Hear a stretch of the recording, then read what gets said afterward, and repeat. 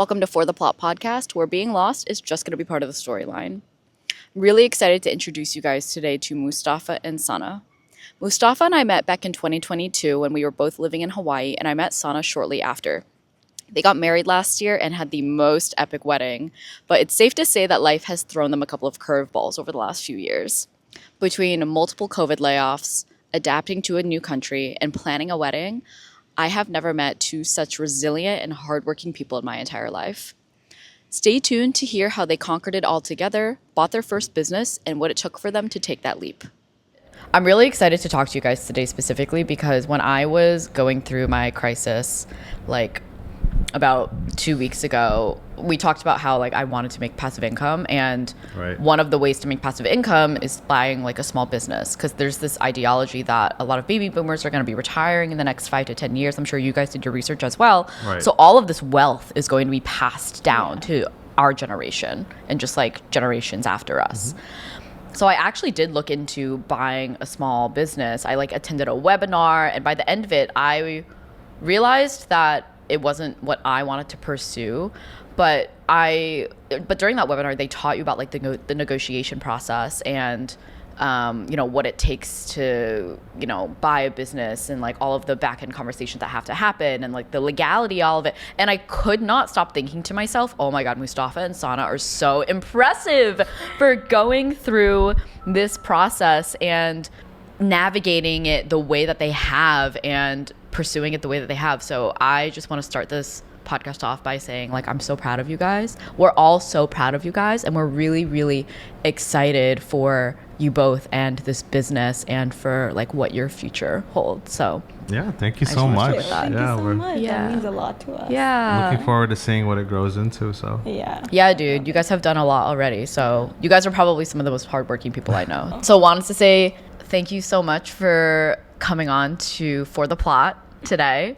I knew when I was making my lead list that I definitely wanted to talk to you guys because you've bought this business. And I think for a lot of people our age, in our late 20s, early 30s, we're not really thinking about things like this, right? We're not thinking about whether or not we want to buy a business. A lot of people are maybe thinking about if they want to be a founder and start a business, but no one is thinking about inheriting something from someone else.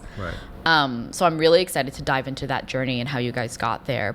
I'm going to start off towards the beginning. I know we've been friends for a few years now. We met at Hawaii, but I actually don't think I know too much about either of your backgrounds from the beginning. Sana, I know that you moved here within the last 4 or 5 years from Pakistan. Mustafa, I know that you grew up here for the most part, but would love to hear a little bit more about where you're both from and what you guys were like as kids. Yeah. So I grew up in Virginia. I spent most of my life in New Jersey. I still live there now, and I've been there for the past 15 years or so. But I did spend 2 years of my life in Pakistan. That was a huge mistake. Long story.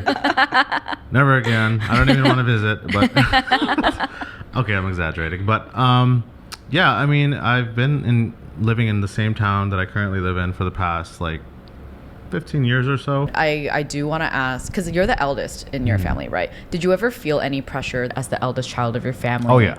Yeah. So my parents don't know what a retirement plan is. They also don't know what risk management is. So they were not very controlled with their money, their spending, so on and so forth. And as I'm growing older, I'm beginning to understand that, hey, they're getting older. They can't work forever. What are they going to do? And then I start realizing, wait, no, I'm the retirement plan. You're funding their retirement for them. I love how you had an oh crap moment. You're like, wait, that's me. My upbringing was mostly just a Pakistani immigrant household in America.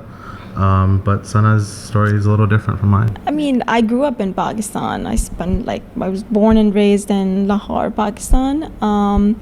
And I was the eldest daughter, so I was raised as in I was supposed to be a role model for my siblings. So my parents literally tried everything on me. So I was a kid who was just doing very good in academics, but also a kid who was in every sort of extracurricular activity you could think of. You were the experiment. Yeah, because in South Asia there's this common belief you raise the first kid well, and every other kid would look at that kid as an example, and they would just follow through, which is false, by the way. That does not happen like that. So my parents were like always, so they practically raised me like more like they had a son, less like a daughter. Oh my God, so relatable. Yes. Anything with extracurricular activity in school at that time, Sana had to be a part of it. For some reason, if it's the first child thing or whatever, it was just like in me too. Yeah, I think I gotta do this too. Mustafa, what about your family? Did they ever instill any pressures on you in terms of like what your career should look like or what your future should look like? When I was like 5 years old, my parents asked me, "What do you want to be when you grow up?" And I was like, "I want to be a baker." I was 5 years old. And they got visibly upset at that answer. They and were you like, remember this at 5 years old? Yeah. That was just trauma. I get that. They're like, no, you should want to be like a doctor or a lawyer, engineer. Yeah. And I'm like, no, I want to be a baker. That sounds like so much more fun. Like, I always wanted to be like a free spirit. I want to do things that I like to do. But yeah, looking back, it makes sense. It's the same South Asian immigrant mindset that I've been trying to live under or disguise my life from. Like, my parents don't know very much about my life. I feel like that's what bonds all of us. We come from like the Asian immigrant upbringing, and like none of our parents really know who we are, but they have enough of an idea where they're not worried. Exactly. Yeah, that makes sense. Sana, would you share a little bit more about your journey to America? It was kind of recent, like 5 years ago. I feel like wasn't that long ago. My family has been immigrating over the course of 40 years to America. So my perception was always like, you come to America and you work hard for something and eventually things will fall into place. The American dream. The American dream, right? I moved here 6 months before COVID, actually, so 2019. Just really quickly, can you share that story about like what your living situation was when you first moved here? I was literally sleeping with rats here. A friend of mine really helped me connect with some people, and we ended up finding a basement that we could afford in Jersey City. But that basement had some problems like rats. So, we didn't have like any mattress. We were just like sleeping on a carpet, like literally like eating once a day. Whoa. Yeah. Like our budget for a day used to be $20, me and my brother. Yep. Wow. My first job was in Port Authority bus terminal. I was like working for Hudson stores there. Yeah. We would just like go to work together and we would eat and then like do the same thing next thing. Yeah. How did it feel for you guys to be sleeping in that basement apartment in Jersey City? Like, was there ever a point where you thought to yourselves, oh my God, we should have stayed in Pakistan? My dad would always say that we're gonna go with the mindset where we're just going and we're not gonna look back and we're going to somehow make it work. What were the things you were looking forward to for moving here? Nothing crazy, but like do my master's and I don't know, find something in event management here. Because back in Pakistan, I studied literature. One day I was like so bored in the class, and I was like, what, I need to do something on the side other than just like studying and being in school full time. So I just like somehow ended up with organizing events. I was doing like TEDx events, so I did from like pause. Wait. How did you get into planning TEDx events in Pakistan? So it's interesting that one of my professors, who's my mentor too, in his class he would show us TED Talks. Yeah.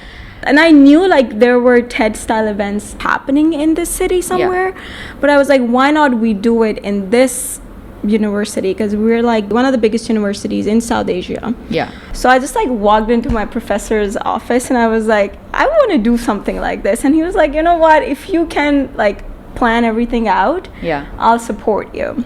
And I did my first one in my college, and then it literally grew to me doing one at a UNESCO heritage site. Wow. Then I did one in a remote desert. I was doing like typical 9 to 5. I was a technical content writer for a software house, so I was doing that. And then I was doing this like, on the side. Wow. So you had not a lot of free time. Not a lot of free time, but I was enjoying it so much because I would go home and then I would have like something to look forward to.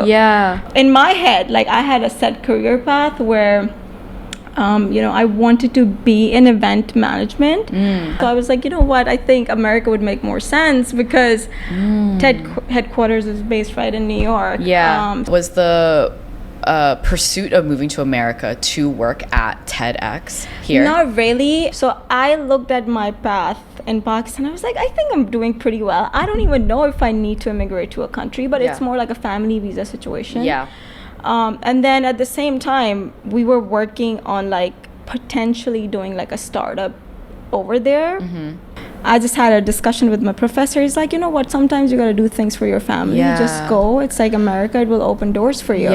So you really took a chance on coming here, because it sounds like things were going well. Very well. There were a lot of doors opening up for you Very and your well. family in Pakistan. Yeah. But you chose to go a different path. Yeah. You chose to totally pivot from Yeah. maybe what the universe was telling you. Yeah. Mustafa, what were you doing in that time period? Like, what was going on? He was having fun. I was finding myself. I mean, Yeah, let's talk about that. Let's talk about finding yourself. Yeah. What did those years look like for you while Sana was sleeping with rats? Poor thing. yeah, I mean, COVID onward was, it's a weird thing to say, but probably one of the best times of my life. I had a remote job. I was able to travel the world, do the whole digital nomad thing. Yeah. And I was hopping from place to place, month to month, Yeah. making friends, meeting interesting people. It's been the people I've met, the experiences I've done, all of that culminating into who I am now and preparing me to meet her in 2023. So little did I know that every aspect of my experience was trying to mold me into who I am today. Yeah. And looking back, it all makes sense. Yeah. What were some of the highest highs and the lower lows of that period of time? Because I agree. I feel like while COVID was such a horrible period for the world, like the silver linings were pretty bright and shiny, right? Like that's without COVID, we would have all never met. Yeah. Like none of us would have met our partners if it weren't for it. We would have all never moved to Hawaii for the period of time that we did. So can you describe what some of the highlights were and what some of the pitfalls might have been during that time? So the lows, that's interesting. I think it has to do with my jobs. I feel like I've been a jack of all trades. I never really got to master something in its fullest form, and I think that was in part due to COVID. I had a really shitty job in 2018, 2019. That was my first job out of college. They didn't frame the job to me in a truthful way. They told me it was a data analyst position. It turned out to be running e-commerce operations. But that led me to my next job at Walmart, which I started in 2019. I was a contractor there for about a year.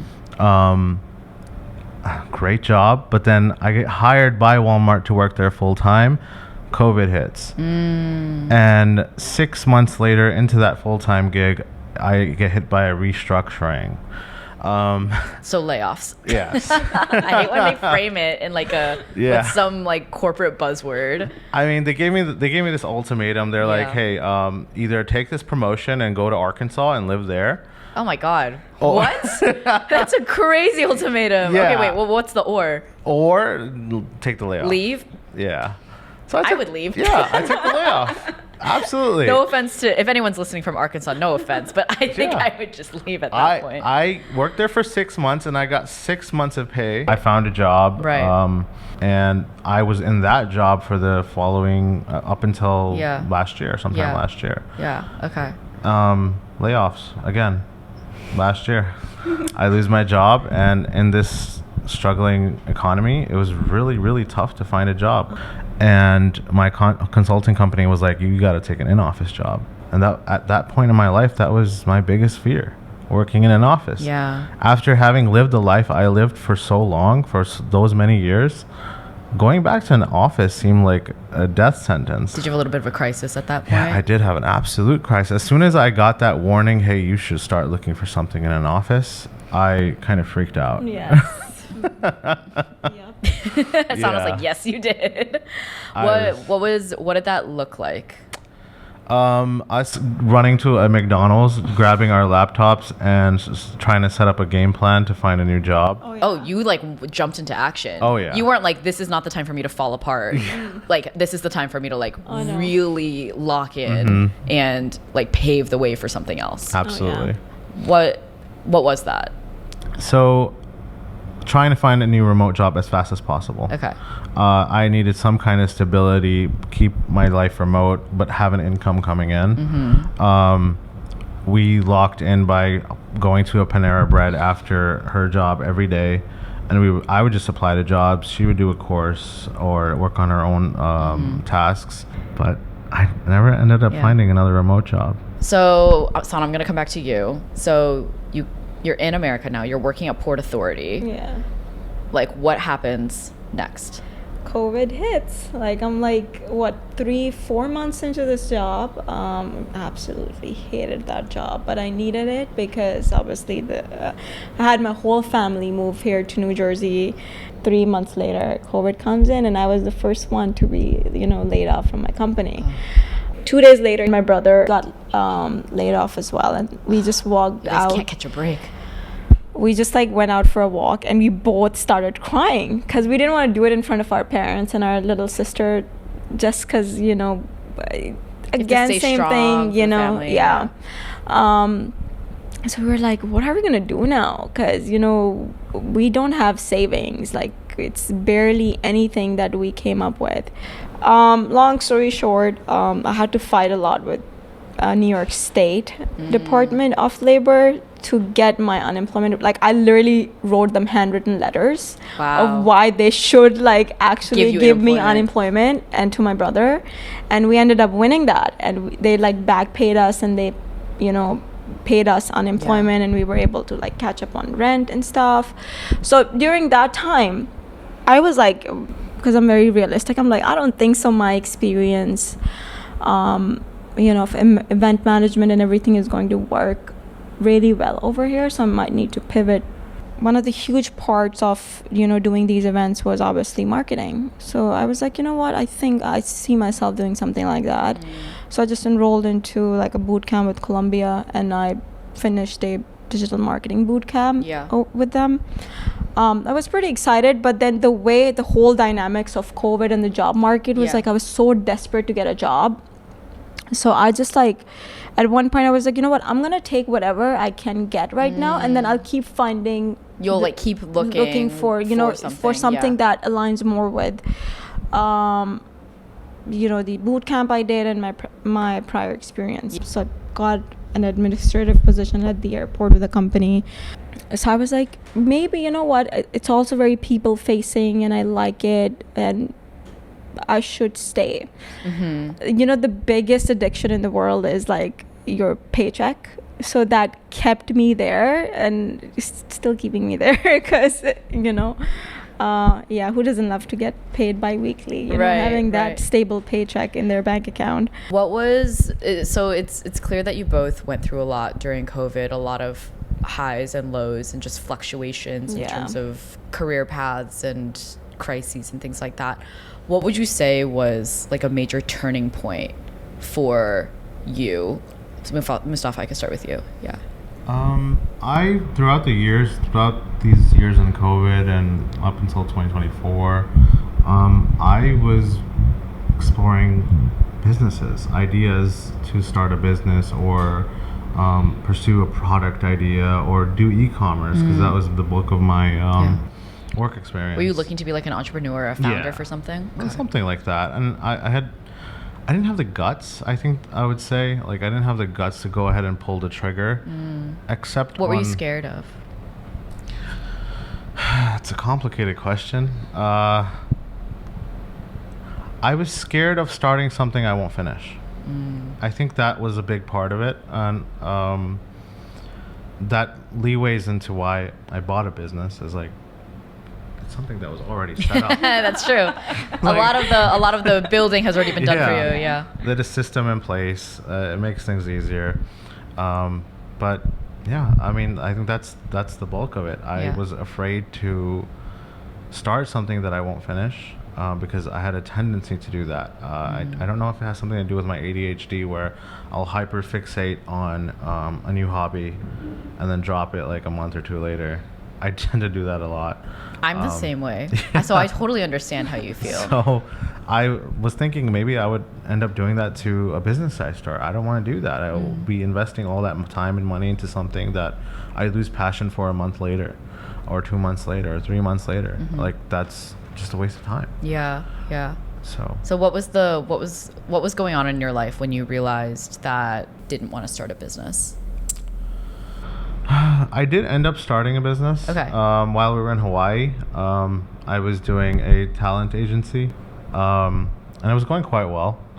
But I had this dilemma where I needed to understand, okay, do I continue this agency, or do I develop myself into a proper white collar worker who has a stable income, and is making good money at a stable job? Yeah. At this point, sorry, not to interrupt, but at this point, are you chasing, what were you chasing? Like, what was the end goal? I was conflicted because of the dynamics with my parents, right? It's like at the back of my head that was haunting me. I had this pressure where I felt like I truly cannot do what I want to do at the end of the day because I have this pressure that I'm pushing away. And at the same time, I would just want to live a fun, creative life where I'm living and doing things that I truly want to do. Interesting things, meeting interesting people, traveling the world. Have you ever had a creative outlet before? Like, what did that look like? So that talent agency was actually heavily involved in marketing.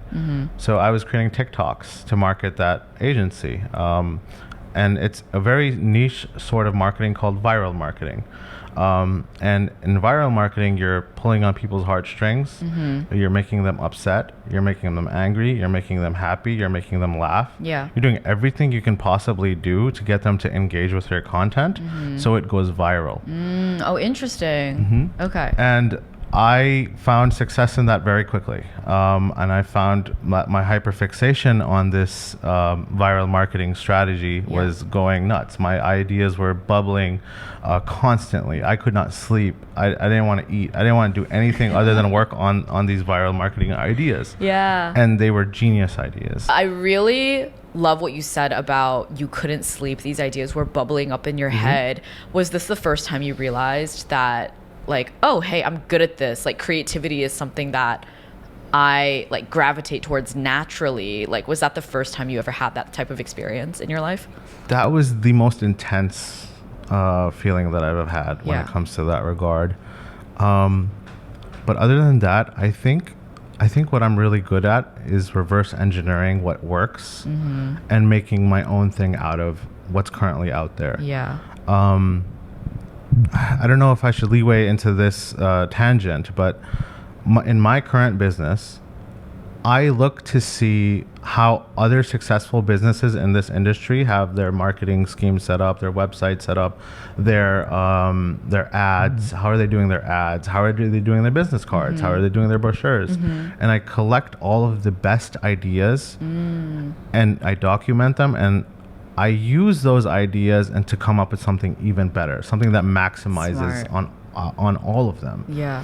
And I design my own business cards. I design my own brochures. I see you just going for it now, like staying up at 2 a.m., writing up all the content, all of the collateral that you need for your business now. Like, it's really amazing to see. Like, I'm happy to hear that you're like fully leaning into this side of you, because it sounds like for a while it's maybe something that you like neglected with some of the other career paths that you thought were for you. Absolutely. In a way, I feel like a lot of the reasons why the other jobs you had that didn't work out for a reason. All right, I'm gonna pivot into the business now. Sure. If that's okay with you guys. Can you tell us a little bit about the business that you guys bought recently? Sure. So it's a mobile detailing business. We're based in New Jersey, and we go to the customer. It's a very convenient service where we'll pull up to a customer's driveway or their office parking lot, and we will detail their cars in and out. And it is an end-to-end service, so we offer the same service that any other mobile detailing service would do. We operate on any type of vehicle all the way up to aircraft. Aircraft. Oh, yeah. Oh, wait, I had no idea you guys did aircraft. It's like from water to the air. Yep. Like Oh, from that's boats wild. to the aircraft. I thought you guys were just land. No. You're land, air, and sea. And air and sea. Yeah. Wow, that's pretty cool. Can you tell us a little bit about what was going on in both of your lives at the moment that you realized this is what you wanted to do? I was in a crisis. I would say I was unemployed for months. Yeah. At the time, I had already dropped my last hyperfixation, which was crypto. I love that you put air quotes up Yeah. for crypto. And I was extremely successful in crypto, which is the sad part. Like I absolutely killed it. I made like almost 100 grand in Nice. 2 weeks. Hell yeah. And ended up losing 70% of of it. it. Yeah, most of it. Whatever was left over was, used to buy the business. But essentially, I was at the lowest point. I'm like, man, like I did so well, and I had opened this avenue where I thought I was doing some good work that I could possibly make a future out of this. And then suddenly it was all gone. And I was at this point, I was like, all right, office job it is. Oh, really? Oh, you thought that the next step would be just to go Yeah. back to the traditional office job. I had no choice at that point. Yeah. I was like, man, my savings are dwindling away. I have no choice but to accept defeat. Yeah. And that is to go to a generic office job, just like my previous jobs before it, Yeah. and face this reality where I don't know when I'm going to be laid off again. And I'm so terrified of that now. Yeah. I'm terrified of being laid off again and again and again. It's happening to a lot of people. You're not the only one. That came out wrong. I was like, you're not the only one who's talking about that. Came out so wrong. I'm going to start over. It's happening to a lot of people. Right. And I think what I admire so much is your resilience to pick yourself back up, like I said earlier. Do you have any advice to anyone who's listening who has been in a similar position, like continuing to get laid off or not finding the right job? Like, what would you say to them right now if you could? You need an income, but you also need to be exploring other avenues. You need to work on what your strengths are. Don't hesitate to take leaps, especially if you're younger, because the older we get, the more responsibilities pile onto us, and the harder it is for us to take risks. Yeah. With the timeline of like when you asked that, when did this, like what led us to this? So it's interesting. We were actually coming to see you and Suchit, and we were Where were we? What were we doing? it was in February. We were gonna come see you after your trip.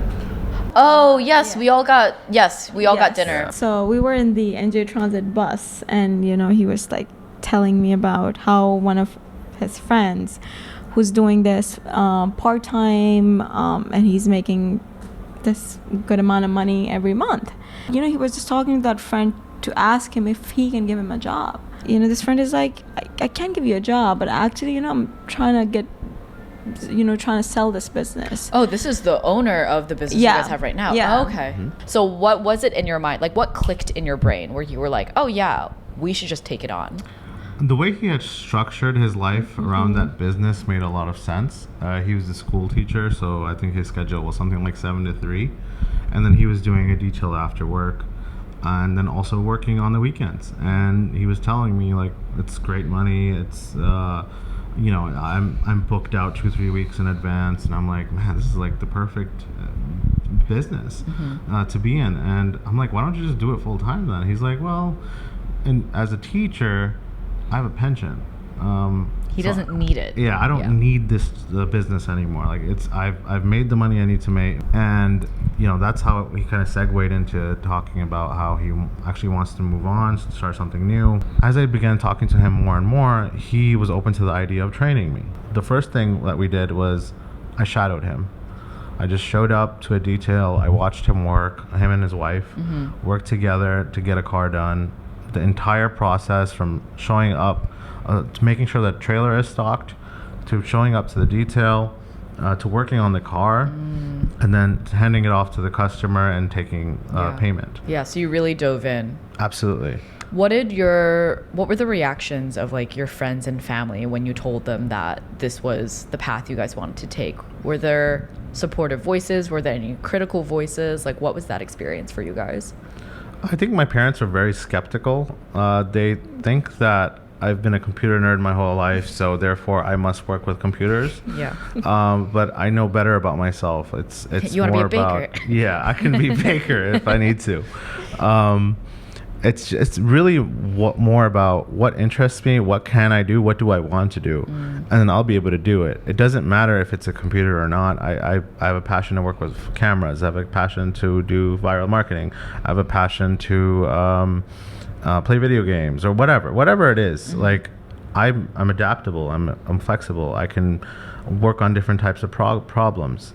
I'm not going to hesitate to just work with my hands. Yeah. Like that doesn't scare me. And I think my parents were, they had this mindset like, will he be able to do this type of work? And they actually asked her in confidence, like, hey, is Mustafa going to be able to do this type of work or not?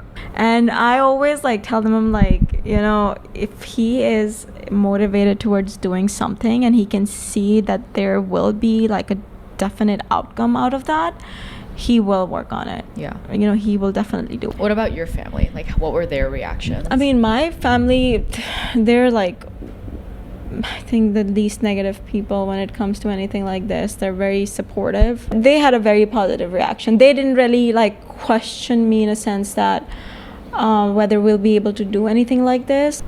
It's not as common for people our age to be buying businesses. Can you guys walk me through if you had any feelings of imposter syndrome, how you were feeling as you were taking on the business? Like, what was that experience like for the two of you? I guess I was high in anxiety in the beginning. I was sure of what I was doing, but I was high in anxiety in a good way, like a new door is opening. But you know, I did a lot of due diligence before that, so I was dead set that this is the route. I'm serious about buying this business, and I trust that I'll be able to make money with this. There were smaller, I don't want to say unanswered questions, but it's the type of thing where you only get those questions answered when you start doing those things. You have to do the work, and then your anxiety will be quelled. I love that because I think for so many of us, we have a lot of analysis paralysis. Like we overthink every single possible outcome. But it sounds like for you, you were like, let me just start doing it and then I'll figure it out as we go along. That's exactly what happened. Yeah. So Sana, what about you? How were you feeling as you started to run the business? For me, it was like looking at him and being so enthusiastic about, you know, something like this made me believe that we could make it work together as a couple. It was more like seeing that he was feeling so confident about this. So, you know, thanks to him for doing like the big chunk of research and, you know, getting the hard part out of the way for me to be able to see clear that, okay, this is the direction we're heading into. I feel like a lot of people maybe shy away from the opportunity of building something with their partner because they don't want to complicate things within the dynamic. But it sounds like it's been going really, really well for you guys so far. Can you describe what that experience has been like together? I think it brings us closer in a lot Definitely. of ways. And I think we acknowledge that when we're frustrated, it's not because of the actions of each other. We do learn a lot about each other, how the way we work, the way we respond to things, what's the most effective way of teaching one another, and what works with us best, what communication style of critique works best with each other. Like, I've learned that when she does something wrong, well, what I'll say is when we're driving home, hey, next time do things this way because it impacts me that way. And she'll understand that, okay, like he's right, like that will speed us up next time, or it will you know, cut down the amount of work we do in cleaning up or something like that. It sounds like the business has brought you guys closer in terms of, well, obviously now you have like a shared thing together, but also teaching you guys how to communicate better within your own relationship as well. Yeah, definitely, because, you know, he is more like the analytic side of like the business of building stuff. How should we do this and that? And I bring in the creative part. So we kind of like rely on each other to complete our parts, and then that completes the picture in the end. And then we play the role of quality assurance manager for each other. You know, detailing a car, for example, like I would go double check the work he did, and then he would come double check the work I did, just to make sure that, you know, we are providing an excellent service. There's just moments where we're like dripping in sweat, and I just look at it and I'm like, babe, I love you so much. Oh, you know, that's it's like so sweet. seriously, like the most romantic like ever. And I would just look at him and I'm like, I feel so blessed that I have a partner like him. It helps to enjoy who you're working with, but also if your strengths and weaknesses complement each other, and it sounds like it really does for you too. So reflecting on the journey that you guys have had, lots of highs and lows, especially within the last like 5-6 years, lots of crises, we've all been there. What advice would you give to someone who is maybe going through their own quarter life crisis right now? Remain calm. If you're anxious, ask yourself why. Write down your list of anxieties, like write them down in question form, and try to answer them to the best of your ability. If you're worried about the future, ask yourself why. What's making you worried about the future? And then ask yourself, what can you do to help fix this situation? It's all about action, honestly. Yeah. Because if something is truly out of your control, there's no reason to really worry about it. But if something is in your control, then you absolutely can do stuff to make the situation better. And that's kind of been my philosophy. I try not to worry about things that are out of my control. Yeah, I love that. So. Like just worry about the things you can control. Don't worry about the Exactly. things you can't control. Yeah, I love that. Sana, what about you? I would say, like, you know, this concept of what are people going to say? Nobody's going to say anything. Like, you know, I always say, if people, they don't pay your bills, they have no say in, you know, whatsoever with what you do with your life. You can never make everybody happy. In the end of the day, we reflect and we're happy. So if it's blue collar, white collar, like whatever it is, just like follow your heart. In South Asian culture, until you move out, you're not like basically looked up as an adult. They look at you as you're still a child. Just like block that noise and do what you want to do. Like seriously, just like nothing is that complicated as your head is making it. I feel like a lot of the reason why people are scared to start things is because they have a fear of what other people are going to think. And it sounds like you guys have been really successful and continue to be really successful and just not caring. Yes. Because at the end of the day, like, your life is your life. You guys have gotten yourselves this far. So no one can say anything to take any of that away from either of you. Oh yeah. After everything you guys have been through, what would you say to your younger self?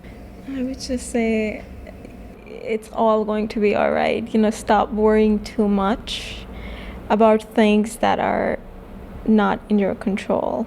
You know, something that's meant to be will follow you and come your way. And something that's not meant to be, no matter how close it is, it will go away because it's probably not good for you. I think I grew up feeling like I wasn't in control of my life.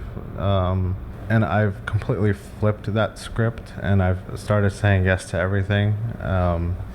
And I also didn't have the, parental support that, people who have been here for generations generally have. Because my parents were trying to find things out, and I feel like I had to kind of raise myself in some ways.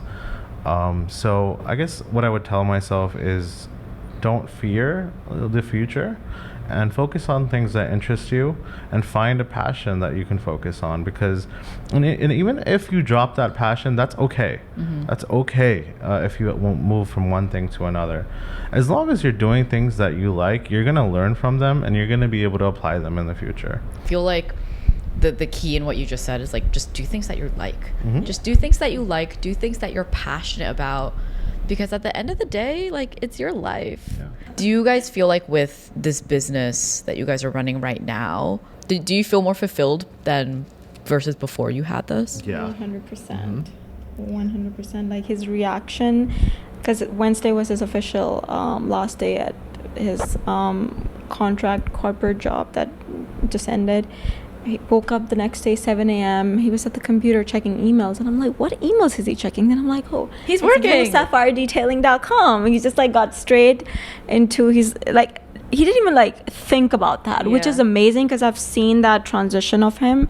We got married during that transition. Like, so I was, like, seeing him like that. That was just, like, so amazing. And I'm like, you know what? Yeah. Yeah. This is going to go a long way. I'm so excited. For sure. Mustafa, any last words before you close us out? I mean, do what you love. Focus on your passions. Don't let fear control you.